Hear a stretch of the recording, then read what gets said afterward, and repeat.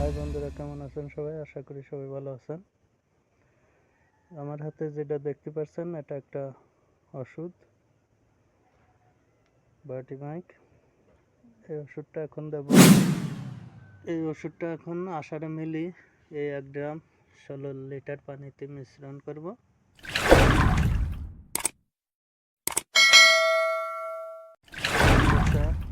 এবং মরিচ গাছ